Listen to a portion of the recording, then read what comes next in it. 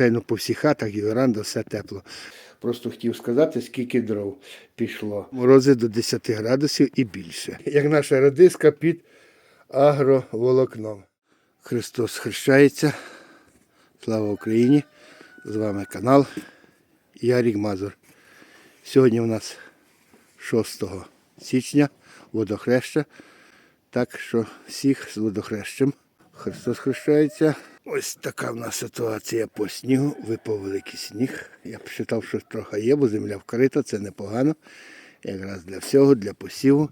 І така велика хата. І вам покажу, скільки йде дров. Ну і, звичайно, скільки фінансів можна обходитись отака велика, якщо вона не підготовлена, не парове, не конвектори газові, а просто пічку опалюємо самими дровами. У нас така встановка снігом. І в нас було -4, вже -3 градуси. От така красота у нас. Снігом, бачите, коли є тепличка в тому. Ну а зараз в хаті покажу, розкажу. От така одна кімната. Тут, правда, кімната велика. Нема світла зараз. І от таких 2-3, залежить від погоди на тем. Такі 2 оберемки в одному влазить. Але щоб напалити, от зрання ще тепло, ще тепленька є. Щоб опалити, ми до такої груби, до такого п'єца, як називають тут. Він був на газу, але ми убрали сам цей і достроїли в нас отака є. Ну, зробили, щоб трохи тепло йшло в хату, а не тільки в трубу. Бо воно йшло дійсності, йшло в трубу. І ми в тій кімнаті доробили таке, це вже другий рік. Тепло, і можна, оце стоїть водичка тепла, щоб постійно була. Такі на підставки, вона не як то кажуть, не кипить такого, нічого немає. Ну, але тепло є, ще зрання, можу показати вам зрання, що тепло є. Бачите, оце у нас градусник, і на ньому 17 градусів це зрання. На вечір буває 20, 19, якщо напалиться. Залежить, яка буде погода на дворі. Раніше ми, коли ще дочка та, що ми показували, вона жила в тій кімнаті. В кімнату, звичайно, тут вже, як то кажеться, отака у нас ситуація по кімнаті. Ми не опалюємо, але в хаті теж тепло, так що трохи проходиться. Хочу сказати, що менше дров йде, коли був у нас внук малий, більше палилося і більше йшло дров. А так ми для себе пропалили трохи нашу грубу, щоб вона була тепла, і вона віддачу дає. Зараз ми з сосною, зараз розкажу детальніше дрова. Дрова трошки підкупили і була уборка поля, де росли на паях дерева, їх до кучі під лісами з трактором, великим бульдозером обирали, поле робили, бо позаростало. І по боках загорнені були різні дрова. Переважно та була сосна, там такі від лісу, яке насіялось, так і було. Ну, можна було, поїхали як то кажеться, заготовили, трохи було, а купити, щоб нам прицеп дров, то йде, звичайно, багато. Багато по грошах, це прицеп, машина дров коштує 17-20 тисяч.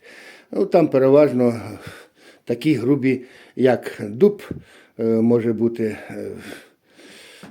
граб, непогані, звичайно, тому що спалити тих треба 2, а якщо б був там граб дуб, то треба 1, щоб дало таку жару у нас в хаті.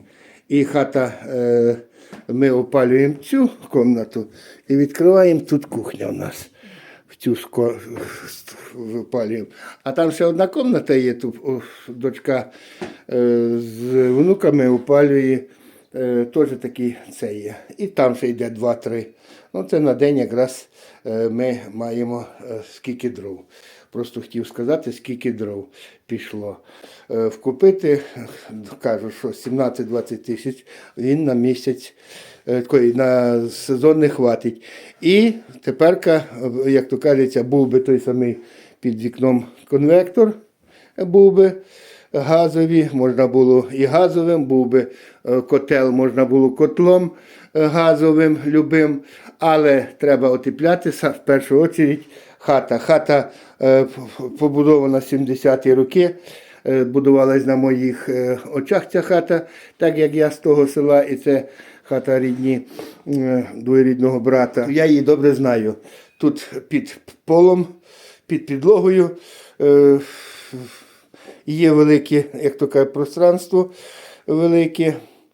І трошки буває з полу, з підлоги дуже тяжко, тягне. Ну і це якщо би зробити пол, то підлогу добре, на стелю ще мінвату положити, також обложити хату тим самим, як то говориться, теплим утеплити її, чи пінопласт, що зараз є багато різних мінеральних тих блоків, що обложуються.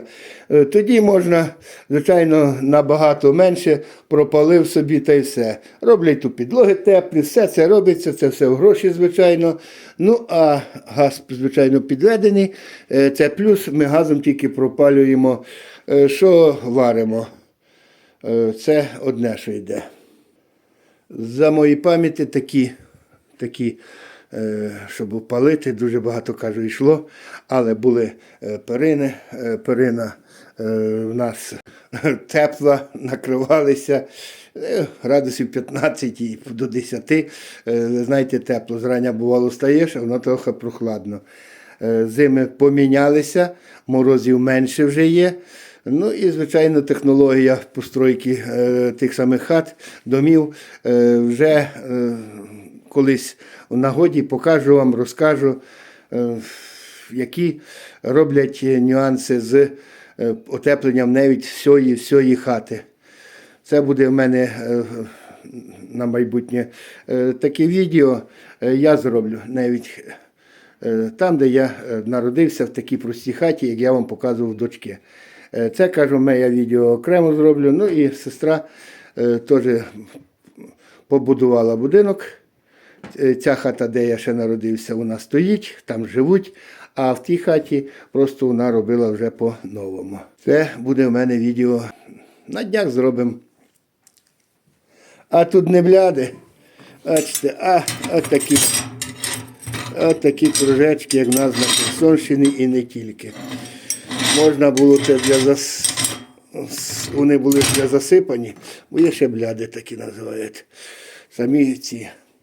А тут у нас знайшли таку плиту цілу, правда, як вже хто говорив, вона трісне так, вона тріскає, постійно вони тріскають, але такої жари немає, якби вуголь, то би зразу. Головне, щоб вода не попала, а вона сама по собі лопнула, звичайно. Ну а так, живемо. Бачите, живемо. Було би паровато, можна було парове опалення, то можна було, звичайно, по всіх хатах, і веранда, все тепло. А так, веранда прохолодна. Ну і опалюється переважно там, де ночуємо. А в нас ще передають цю неділю морози до 10 градусів і більше. Ще зроблю відео по теплиці, як наша радиска під агроволокном.